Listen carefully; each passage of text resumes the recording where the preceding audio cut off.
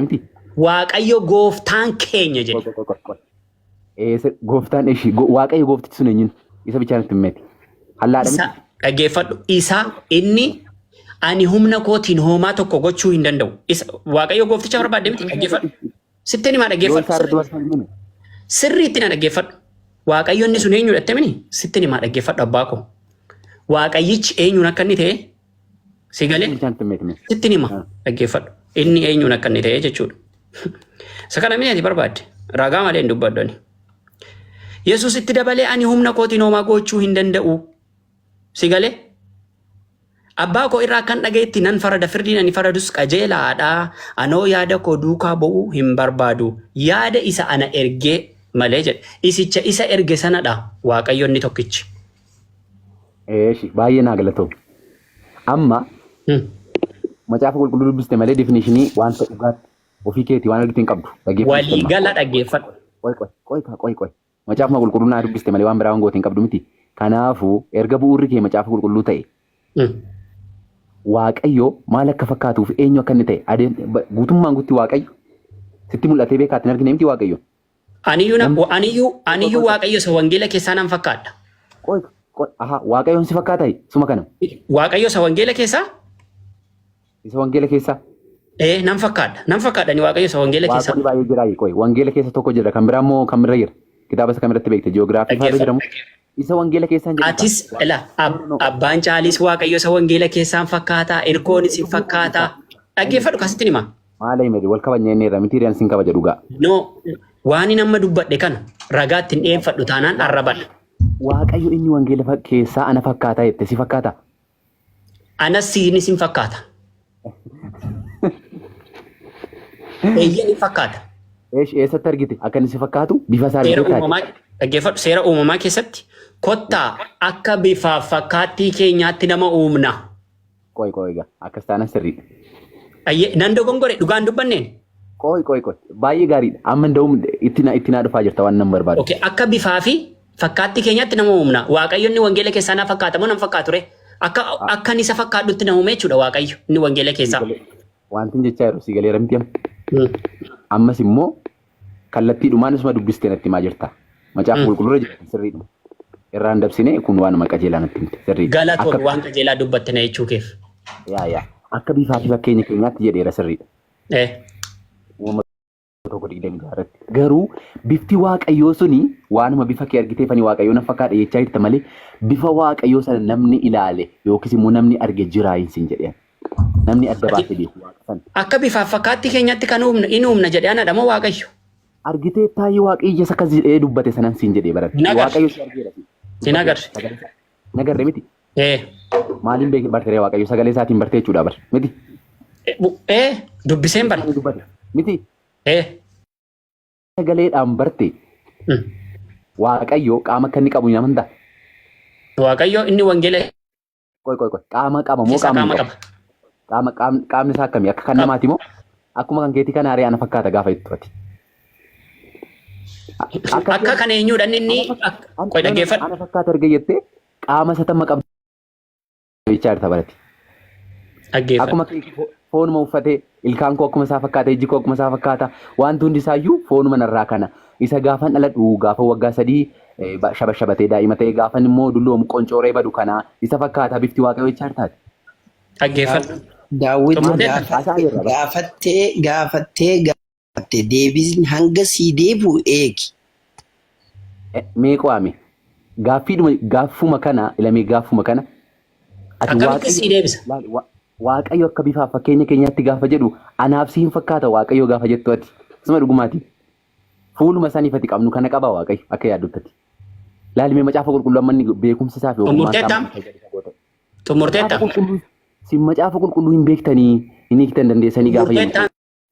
Wanta nuti wal darbinu kanadha. Xumurteetta. Xumurteetta. Xumurii daqiiqaa amma kanaa jedhi. Yookaan immoo akkatti si caallisee si dhaggeeffadhu hin qabu. Rakkina hin qabu. Anuu daqiiqaa muraasa hin qaba. Dhiifama oduu dheeressuudhaaf miti. Akkuma siin jedhan dhugaa irratti walii galla. Falmii irratti. Ati dhugaa jaallatta miti? Dhugaan jaallata. Na dhaggeeffadhu dura. Macaafa qulqulluu immoo lafa sitti toltu duwwaa naasa'i. Ati waaqa tokkicha dhatte. Qo'imee na dhaggeeffadhu ati. Yesuus akka inni waaqa qabu hin beektu mooti. Ofii isaatii akka inni waaqa ta'e hin beekan. Waaqa hin qabu Yesuus. Ofii isaatii waaqadha Yesuus. Waaqa qaba moo hin qabu? Ohoo. Waaqa qabatoon ta'in ofii isaatii inni waaqadhaan biraa ganaa Bakka inni atti ani waaqadhaan waaqesse jedhe fidime wangeelarraa. Amma kanan iddoo duraatti maaliif iddoo duraatti deebitaa himatu? jechuun jaalladhee miti ka waaqa dhattee afaaniin haasaa jirta. Qalamni kun waaqachuu dandeessa kun garuu jecha afaaniidha. Evidensii miti. Waaqa jedhu kan akka namicha wayittaa isaa jirta beeti. Akka namicha wayittaa isaa jirta. Akka koofa. Waaqayyo biraan gaamu namichoo maal taateeti? Waaqayyo qoratamee ifoomuu hin danda'u warra namaati. Ana bira ga'uu dandeessaati waan hin keessa kottu amma yaadu beektaati. Sirriidhuma balaa himed. Waan hin keessa kottu yaadu beektaati. Maaliifan beekaa hin beekuun?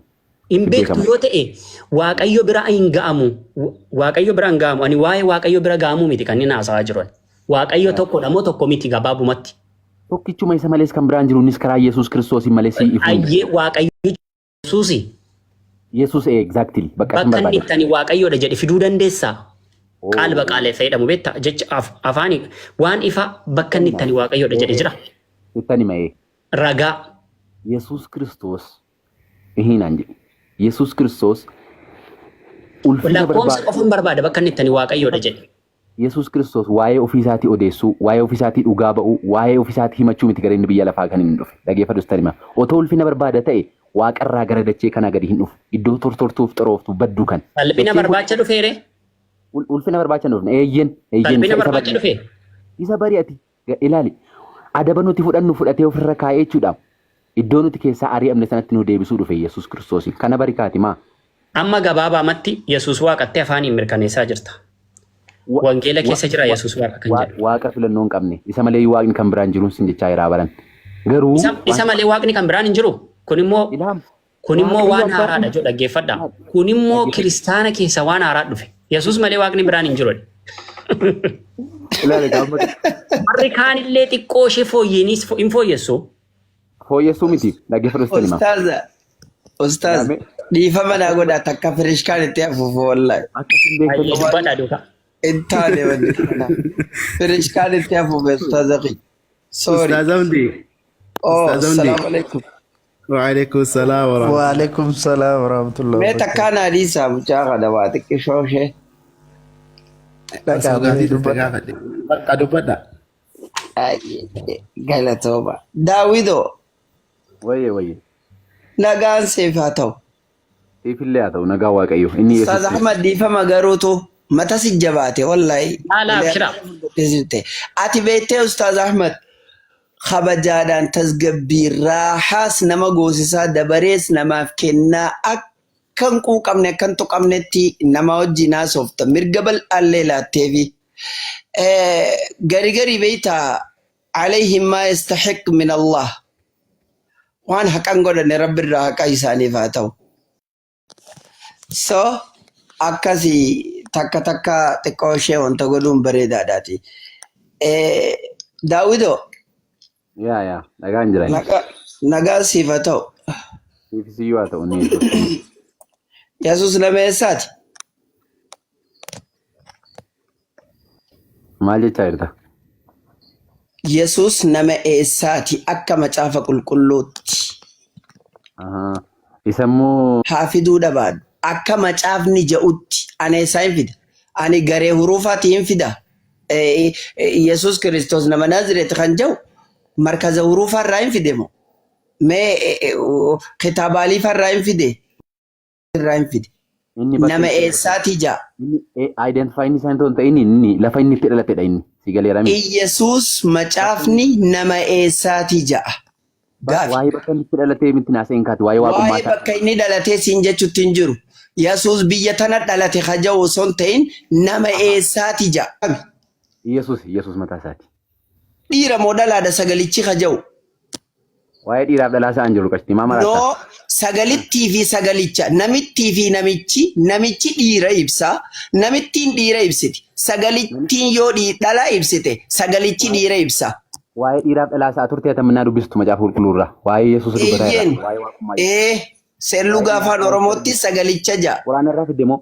Quraanarraa fiddeeti waa'ee macaafa qulqulluu boqonnaa takka lakkoofsa takka Yohaannis. Waa'ee dhiiraaf dhalaa isaa ukaa inni. Akkasiin jedhu. Lakki sagalicha jaaseer luga afaan Oromoo yoo baratte. Akkasuma jedha. Laali sagalicha jedha. Ofii isaatii waaqayyo ture jedhee kan dubbate sii miti. Anaa miti. Amma hin dubbanneeti. Macaafaat dubbata. Sirriidha. Macaaficha immoo hin fudhatta mitiire. Akka inni waaqate. Akka ati Ustaaz Ahmad galatoonfattuun si godha akkam. Akka ati Ustaaz Ahmad hin galatoonfattu.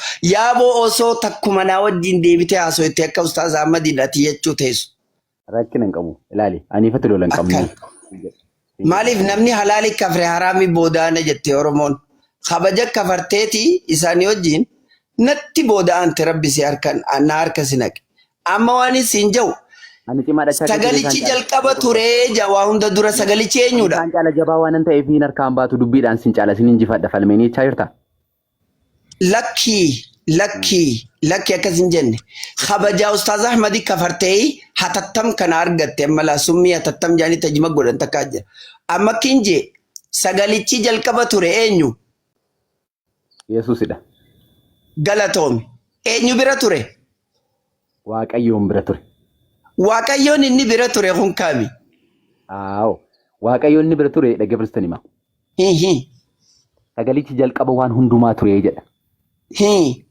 Jalqaba waan hundumaa humtuun ture. Ati sin turre lafti sin turre samiin sin turre qophaa ture. Hayyee. Namni isaa argee beeku sin jiru. Hayyee. Ofuma isaatii moo waaqayyo turedha? Hayyee. Ofuma isaatii. Sigalee ramti ofuma isaatii. Hayyee. Isa jechuun bar waa'uma isaatii. Hayyee. Ofii isaatii inni jalqabumaa jalqabee waaqayyo bira ture erga jedheen booda. Wanti hundinaan dabrin asooman naadhaa bigaa kunno fayyaadee. Sagalichi jalqaba ture Yesuus miti. Yesuus jalqaba ture kun ifiifuu waaqayyo tureemi. Eeyyeen. Sagalichi jalqaba ture ka ifiifuu Yesuus ture ka waaqayyo ture kun waaqayyo bira tureemi. Khottume kinan jaw khursi laastikaati mota sibiila kaayatanii wal bira tutturan. Maa bibittimsi taati waa'ee nama lamaa naasa'u bara. No nama lama okay. Wal bira turan hin jedhu. Hayyee dhiifama naa godhe sagalichi kun Yesuusimi. Hin jedhe. Bakka sagalichi jalqaba waa hunda dura ture jawu kana Yesuus jalqaba waa hunda dura ture jechuu ni dandeenya moo hin dandeenya? Akkasuma jechaa yoo jirraam. An akkas jechaan jira. Akkasuma nama naa jira. Okay, anamma Yesuus jalqaba waa hunda dura ture jechuun hin dandeenya? Jalqaba waan hundumaa dura ture. Hayyee dhaggeeffadha. Yesuus jalqaba waa hunduma dura ture. Yesuus waaqayyoo bira ture. Yesuus kun ofii isaatii waaqayyo ture. Inni kun jalqabee Yesuusiin kun waaqayyoo bira ture. Ishi. Ituufi. Maaliin itti fufa? Yesuusiin waaqayyo ture ifiifuu waaqayyo bira ture.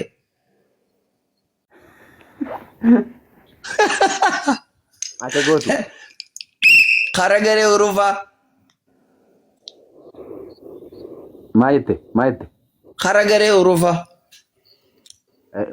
Oromiffa sana sirreessi natti loqonni kee xiqqoon cima. Galmeesseera. Loqonni galmeesse kana Ustaaz Gingilchaa kiyya barakadhaa galmeesse. Loqonni kiyyan ulfaatu loqonni kiyya adda babahaadha. Akkoo isaa kana isa mara deebimee waan jette. Rakkina hin qabu. Yesuusiin jalqaba ture kun waaqayyoo bira ture inni fi isaatii waaqayyoo ture Yesuusii waaqayyoo ture kunu waaqayyoo bira ture. Bakka araan naxib. Araan naxibii maali? Yoo gatiidhaa dhaggeeffadhu siif hima. Dhagee. Yesuus kun waaqayyoodhaami. Inni kun waaqayyoo ajannu. Amma dubbisatti miti ana jedhe ana miti kan jechaa jiru. Haya mee Yesuus kun erga waaqayyoo ta'e waaqayyoon jalqaba waa hunda dura ture jechuun ni dandeenya? Hin dandeenya jettee na gaafatta ofii keetii dubbisaa turte bar. Ni dandeenya galaa siin gaafadha naan jee niin dubbisa. Obsi takkil. Okay niin dubbisa. Waaqayyoon jalqaba waa hunda dura ture. Waaqayyoon kun waaqayyoo bira ture. Waaqayyoon kun ofii isaatii waaqayyoo ture. Inni kun jalqabee waaqayyoon kun waaqayyoo bira ture. Waaqayyoon jalqaba ture kami? Waaqayyoon inni deebi'ee bira ture kun kami? ati amma akka gootu wantoonni gararraa isaatti caafaman hundi isaa si fudhatamaniiru siifan deebisan gabaabumatti inni waaqayyo ture inni jedhu Yesuus akka ta'e namantaa tokko lammaffaa gubbaa irratti immoo ofii isaatii waaqayyo ture si jedhu in amantaa lama isa waaqayyo bira ture jedhu sana akka gaaffitti qaban rakkina hin qabu Yesuus ofii isaatii waaqayyo akka takka ture hin amantaa ati tokko fixattee lakki hin fixan osumaatiin fixattiin hin dubbachuu deemaan. Gaafadhee bara. Ani Ustaaz Ahmadii miti si dhagayi injiru wanni akkasii ani yoo ati fixachuu baatteen irra fadha fixadhe hanga ati naan jettu eeguun fadhuan amala kiyya hin fedhuan nama akka keetii fixadhe hanga inni naan jiru numaa un eeguu hammata mura kiyya akkiin siin jee waaqayyootu waaqayyoon bira ture bas.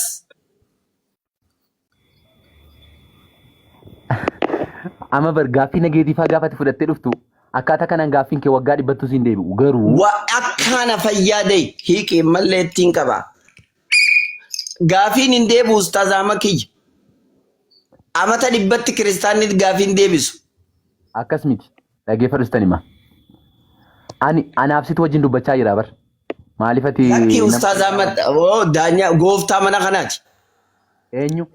Ustaaz Ahmad gooftaa. Qalbii teetti ni fudhatta. Lakki gooftaa namni irratti gooftaa ta'e hin beeku Yesuus hin malee. Maarree Yesuus Kiristoos gooftaadha namaami innis gooftaadha si namaasi. Aha akkati beektutti ilaali. Akka anaami macaafa qulqulluutu jedha. Ahmed. Amma kun kami Ustaaz Ahmad barsiitu jalaa didee. Maaliif akka ta'e beektaa? Waa takka hin beeku. Waaqayyo bira ture eenyu qofa adda baasi. Gooftaa Yesuus Kiristoos isa waaqaa fi lafa ture sanatu by the way macaafni qulqulluun akkas jedha maal jettatam Gooftaa Yesuus Kiristoos isa waaqaa fi lafa ture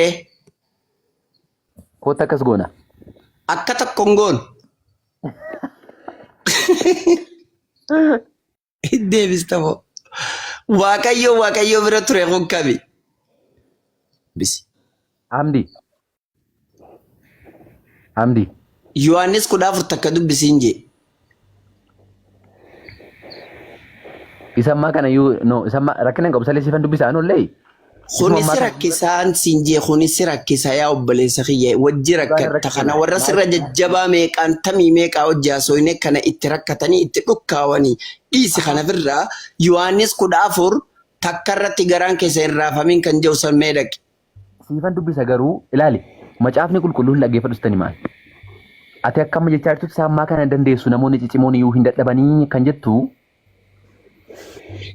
isaa sirraa kana ilaali isaa sirraa kanatti kan biraa dabalee nam tokko siyyuu siimuu hin danda'u akka dhugaas keessa jiru isuma sirraa sitti hima malee isa immoo yoo atiin fudhattu ta'e waan biraa waan sii dabalee sitti himuu qabu dabalata bira inni sirraa kun immoo sagalichi jalqaba waan hundumaa ture inni jedhu waaqayyo bira ture isa jedhu sana duwwaa gaaffiin keenyaa galee ayyee bakka kanatti erga ati barbaadde erga ati feete atillee dhukkooytaga sagalichi jalqaba waa hunda dura ture kan jedhu san inni Yesuus akka ta'e hin amantaan siin jedhe tokko hin amanu hin amantu taana maalan sitti mare waa'ee maalin sitti mare fidi ati teetiin ni amantaa amana hin sitti maa jedha miti lakkoofsa takkarraa hanqa lakkoofsa lamaatti Yesuus maqaa jiru as baasi. Sagalichi isa kamidha isa foon uffatee nu gidduu buufatee dabar. Sagalichi sagalee waaqayyoon akka fedhe dubbatu yoo ta'es sagalee ta'e yoo ta'es taarraageessaa yoo ta'es sagalee abbaa fedhe haa ta'u waan siin jedhu macaafa afaan Amaaraa irratti majammariyaa qaal nabbareeja akkasumami. Hamdi sagalichi isa kaminaan jetteemi sagalichi isa foon uffatee nama foonii ta'e sanadha lakkoofsa 14 dhaqee dubbifadhu. Sagalichi foon uffatee kan jiru macaafa keessa hin jiru bira kotii. Kunoo lakkoofsa 14 dhaqee dubbifadhu nama foonii ta'edha nama iyyuu kan jettaniif sin kanaaf bar waan inni foon uffatee sin nama jettan. Nama ta'eemi sagaleen. Nama ta'e jedha lakkoofsa 14. Bareeda daqiiqaa takka nama ta'e montaane. Nama isaatu kunoo lakkoofsa 14 dhaqee dubbifadhu sagalicha nama ta'e. Ani suma gaafadha nama ta'eemi. Nama ta'ee nu gidduu buufate. Galatoomi nama ta'e montaane. Sagalichi nama ta'eemi. Sirriitti nama ta'e kana nama. Okay bareedaadha. Waaqayyo abbaan ni beektaa? Waaqayyo abbaan ni beektaa karaa Yesuus Kiristoosiin. Okay waaqayyoon nama ni ta'a? Waaqayyoon nama ni ta'a. Kunoo sitti maan jedhamti sagalichi nama foonii ta'e. Gaafii si gaafadhe waaqayyoon nama ni ta'a. Waaqayyoon foon uffatee nu gidduu buufate sagalichi nama. Waaqayyoon nama ni ta'a. Akkamitti dhageessaati afaan Oromoo miti kan haasaa jirru maal taate? Waaqayyoon nama ni ta'a moo hin ta'u? Dubbii miti anaaf sin taane bar foon uffatee sagalichi foon uffatee dha miti re.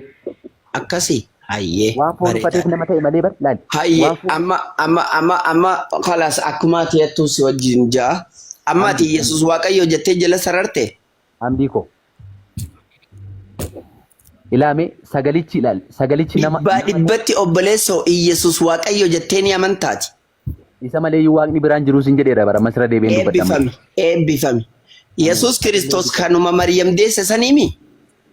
Isa durayyuu jechuudha macaafa qulqulluuraas tani man isa durayyuu waggoota meeqaan dura tureera.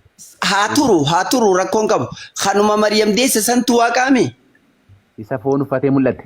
Isa foon uffatee mul'ate santu Waaqaami. Isa fuuraan dhalate kana adda baasee. Isa fuuraan dhalate santu Waaqaami. Yaa. Galatoon. Isuma guyyaa 8 kittaannate santu Waaqa. Baay'isin kaa bakka baay'ee. No. Isuma guyyaa 8 dhagna qabate suntu Waaqaa jedhe. Isumatu Waaqarraa gara biyya lafaa dhufee ilmaan namoota. Ama saalaa kadhagnarraa qabate eenyutu irratti uume? Akka gootu. Waa takkan godhu. Gatii Waaqayyoo ani si wajjin gadi buusuudhaaf yeroo waan hin qabneef. Luqaas boqonnaa 2 lakkoofsa 22 takka dubbisuu dandeessa deemtee guyyaa 8 dhagna qabatee jira. Mucoo madeen gadda fakkeenyaaf ayyeeme Iyesuus Kiristoos qaama saalaa irraa guyyaa 8 Luqaas 2:20 takka irratti dhagna qabate sun qaama saalaa san yoo inni Waaqayyoo ta'e eenyutu irratti uume? Ifiif irratti uume moo qaama biraa irratti uume? Yoo akkas ta'e ani fedhi baay'ee wajjin hin turru sababni isaa laal dhaggeeffadhu sitti Yesuusin nama taasaa jirtu kuni isa laal. Waan macaafarraa takkallee ittiin daballee irraan hir'isne ani na biratti safuudha ittiin dabalu irraan hir'isu kun Ustaaz Mahammad ni jiran. Ustaaz Mahammad Ahmad Luqaas boqonnaa 2 lakkoofsa 20 takka irratti 8 dhagna qabate hin jedhamu hin jedhu. Waan tamma saa jirtu kana waan tamma Yesuus ilaali Yesuus akkas jettee haasaa jirtu kana Tom Mahammad akkas jedhee haasa'ee qaatee wana bilookin irra dabarse. Waan irra isaa fi Quraana irra jiru taaf barbaadde as kanni waan macaafa keetii kun olaal Ahmad na guddisa.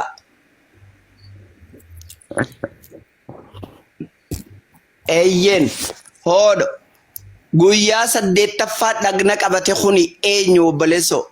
Waaqummaa Yesuus waan tokko yoo gadi hin buusun kun macaafa qulqulluudha sirriidha Yesuus. Okay Yesuus galatoon. Eenyutu irratti uume qaama sun? Waa'ee namummaa Yesuus haasaa jirtati. Namummaa Yesuus tana eenyutu uume? Waa'ee waaqummaa Yesuus dura amanii fudhadhu gaafa waaqummaa isaatii dhiisime waaqni dhagna qabata. Yaaliin keessumaa yaaliin kee wanti ni consider ni godhu. Mee ati dhuguma Rabbii yaa obboleessa koo akka ati waa takka macaafarraa walaba taate ati awaama taate osoo hin beekuun si faana dubbachuu jira waan siin jedhe. Goobaziidhaati moo macaafa qulqulluu sirriitti beektaa kun sirriitti naa hiikaa jirta waa'ee waaqni. Eebbifame hayyee inni dhagna qabate kun Yesuus moo nama biraati? Ati baay'ee cimaa akka taate argeera. Ani muumaan beeku waan ta'eef maal hojjaa na gaafattare akkas taanan immoo. Hayyee inni dhagna qabate Waaqayyoo keeti moo nama biraati? Nan gaafatiin kan beeku naan jechuudha baranaa. Aboo macaafa keetirraa si gaafadhe Waaqayyoon kee dhagna qabate? Ati moo Waaqan beekamne iyyuu waaqessaa jirta bareenya akka inni ta'e iyyuu hin beektu. Eessatti akka rakkoon qabu anta xiyyaa siifi nima bari yoo na gaafatte akka amman an si gaafadhe yoo na gaafatte ani siifi marakkina hin qabu. Ati immoo garuu Waaqayyoon kee dhagna qabata haadhoo koo inni dachii uume inni samii uume. Inni bishaan laggeen gaarran nama uume. Inni waan uumama mara uume dhugaa Rabbii mee qaama saalaa akkamitti godhuudhaaf ofirratti tolchame. Mi maal ittiin dalagaa dhokoo bunaan hin shuqulu? Ani sitti himu. Eeyyee. Baay'ee galatoom. Yesuus inni tamma jechaa jirtu kuni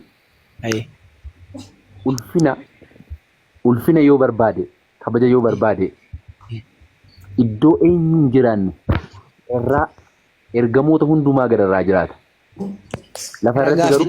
Ragaa fidi waan jette irratti ergamoota hunduma gararra Yesuus jiraata kan jedhu ragaa fidi. Gaafa addunyaarra jiru manan qabu gaafa samitti ol bees manan qabu. Salaamu alaikum. Waalaikum salaam Ustaaz Ahmad dubbatayu. Mee obboleessa koo takka. Daawwe. Wala manaan deemnu malee. Daawwe. Wayii. Amanuuf amansiisuu waan biraadha. Takkaan dhagaa jirta abbaa koo.